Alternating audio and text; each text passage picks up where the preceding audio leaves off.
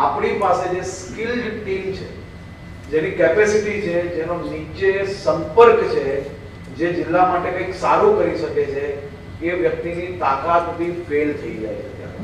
એટલે મારો માત્ર એટલું જ કહેવું છે કે જ્યાં જાઓ ત્યાં વ્યક્તિ માટે પરસેપ્શન બનાવીને ના જાઓ.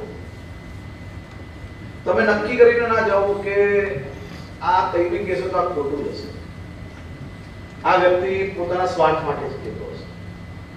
આવું વિચારીને ક્યારેય ના કરવું જોઈએ. આપણે એ સામાન્ય કોન્સ્ટેબલ જે રાત દિવસ મહેનત કરીને પોતાના વિસ્તારમાં જેની ગ્રીપ હોય છે, એને ખાલી કાન ખોલીને નહીં, દિલ ખોલીને સાંભળવાની આદત રાખો.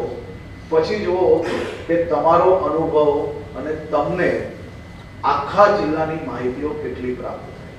હું અહીંયા ઘણા અધિકારીઓને એવા ઓળખું છું જે આખો દિવસ ઓફિસમાં નથી બેસતા.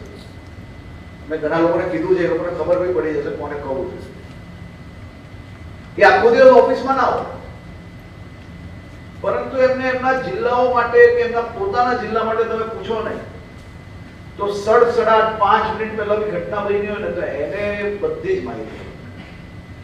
સોશિયલી શું ચાલે છે, ક્રાઇમના કયા કયા નવા મોડસ ઓપરેન્ડી છે, કયા જિલ્લામાં કયા પીઆઈ, કયા પીએસઆઈ, કયા કોન્સ્ટેબલ શું કરી રહ્યા છે.